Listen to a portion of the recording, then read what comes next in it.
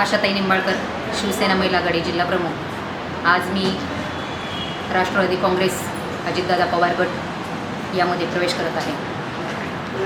तर हा प्रवेश करण्याच्या मागचं कारण एकच आहे की तुम्हाला सगळ्यांना माहीत आहे, निस्तं नगर जिल्हा नगर शहरात नाही तर महाराष्ट्रामध्ये पूर्ण या संजयजी राऊत व शरदजी पवार यांनी जी खेळी लावलेली आहे त्या खेळीच्या माध्यमातून पूर्ण शिवसेना त्यांनी संपून टाकलेली आहे। कारण 4 दिवस अगोदर असं वाटत होतं वेट अँड वॉच, काहीतरी होईल या विश्वासाने सर्व शिवसैनिक फक्त एक आशेच्या किरणेने पक्षाकडे पाहत होते। परंतु मला आमचे पक्षप्रमुख उद्धव ठाकरे साहेब यांना सुद्धा एक विचारावंसं वाटतं की का बरं नगर जिल्ह्यामध्ये शिवसैनिक राहिलंच नाही का हो? संपूर्ण शिवसैनिक संपलेले आहे का? संजयजी राऊत जेव्हा हे तिकीट विकतात तेव्हा तुमच्या लक्षात येत नाही का? हा माझा खूप मोठा प्रश्न आहे आणि त्याच्यासाठी पहिला जाहीर निषेध आहे।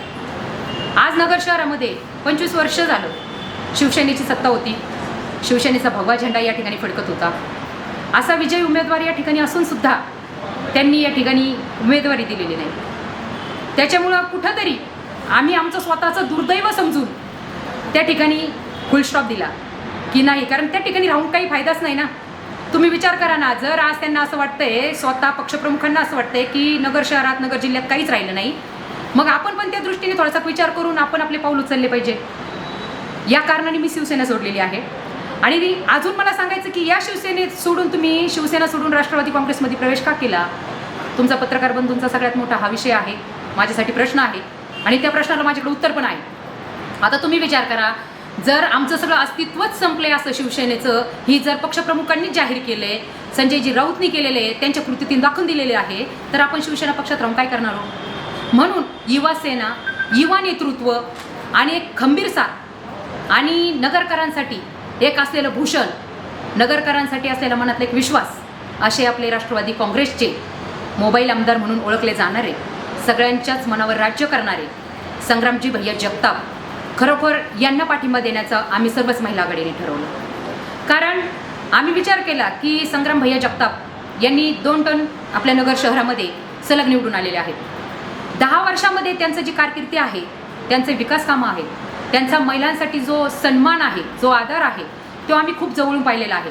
जरी विरोधामध्ये काम करत होतो, जरी आम्ही विरोधक होतो, तरीसुद्धा जेव्हा जेव्हा आम्हाला संग्राम भैया भेटायचे आणि मी सगळ्या शिवसैनिकांना सांगत चालायचे की आम्हाला संग्राम भैया भेटले तर ते नेहमी आम्हाला मान सन्मान देतात, उभा राहतात, चहा नाश्त्याला विचारतात, म्हणजे एवढा मोठेपणा त्यांच्याकडे आहे हे आम्ही स्वतः बघितलेलं आहे। म्हणून आम्ही विचार केला की मग जर नगर शहरामध्ये आता इकडे तर सेनेत काहीच राहिलेलं नाही आहे, सगळं अस्तित्वच संपले सेनेचं, मग आपण कोणाच्या भरोशावर तिथं राहायचं आहे? ठीक आहे, अनिल भैया राठोड जर असते तर आपण थोडा विचार केला असता, कारण भैया आमचे आधारस्तंभ होते। परंतु आता स्थानिक लोकांचंच काही आता पता नाही तर आमच्यासारख्यांचं कुठं? म्हणून मग मी हा निर्णय घेऊन आपले माननीय नगरकराचं भूषण मोबाईल आमदार संग्रामजी भैया जगताप यांना पाठिंबा देण्याचं ठरवले। आणि नुसतं आम्ही पाठिंबाच नाही देणार, तर संग्राम भैयांनी हे 10 वर्षात जे कारकिर्दी केलेली आहे, जे कामाच्या विकासाच्या माध्यमातून त्यांचं नाव केलेलं आहे, त्यांचं त्या कामासाठी आमचा खारीचा वाटा लाभावं ही आमची आशा आहे। म्हणून आम्ही संग्राम भैयाचा आमदार होणारच आहेत, कारण नगर शहरामध्ये संग्राम भैया इतकं पॉवरफुल विकास कामाच्या माध्यमातून कोणीच नाही। मला सांगा बरं, आज हे म्हणतात गुंडागिरी, ताबेगिरी, परत अजून काय काय नाव आहेत, काय काय शब्द आहेत, मला घ्यायचे पण नाही, कारण त्या पारड्यामध्ये संग्राम भैया बसतच नाही। कारण जर गुंडागिरी असती, ताबेमारी असती, दहशत असती, तर मला नाही वाटत आज एकही अर्ज त्या ठिकाणी भरला गेला असता।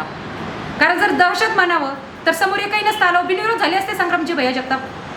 म्हणून लोकांनी, नगरकरांनी थोडंसं स्वतःचं मनाला विचारावं, स्वतःचा विचार करावा की ह्या लोकांजवळ मुद्देच नाहीत, विषयच नाही, म्हणून एवढा एक मुद्दा घेऊन यांचा प्रचार चालू आहे।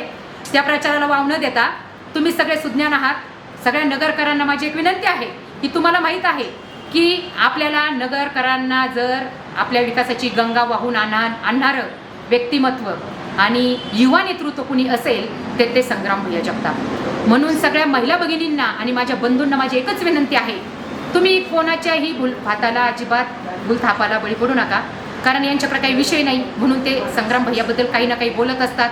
त्यांना ते, कारण माझ्या दरेवाडी गावातलं जिवंत उदाहरण आहे, ते आठवलं म्हणून सांगते। त्यावेळेस मी संग्राम भैयांचं नाव घेण्यात आलं, आपलाच एक शिवसेनेचा कार्यकर्ता होता, त्यांनी संग्राम भैया जगताप यांचे नाव घेऊन जे त्यांचं नाव खराब करण्याचा प्रयत्न केला. पण त्याच ठिकाणी मी येऊन त्याच वेळेस मी संग्राम भैया विरोधात असून त्यांना फोन लावला. पण त्यावेळेस त्या ठिकाणी कळलं आम्हाला की संग्राम भैयाचा याच्याशी काहीही संबंध नाही. ते मी स्वतः जिवंत उदाहरण पाहिलेले. म्हणून मला तरी असं वाटतंय त्या अशा खोट्या नाट्या कामात त्यांची साथ नाही आहे. आता हे कार्यकर्ते काय त्यांचं नाव घेऊन काही बी करतात, ते तितक्यापुरतं ठीक आहे. पण लोकांनी याची शहानिशा केली पाहिजे, लोकांनी तिथपर्यंत पोहोचलं पाहिजे. म्हणून मी नगरकरांना एकच सांगन, आपल्याला जर विकास कामं करायची असतील, आपल्याला महिलांना मानसन्मान मिळवायचा असेल, आपल्या महिला सक्षमीकरण करण्यासाठी जर संग्राम भैया जगताप यांची साथ हवी असेल, तर आपल्याला फक्त एकमेव उमेदवार आणि आमदार म्हणून, मंत्री म्हणून कुणी हवं असेल तर ते फक्त माननीय संग्रामजी भैया जगताप.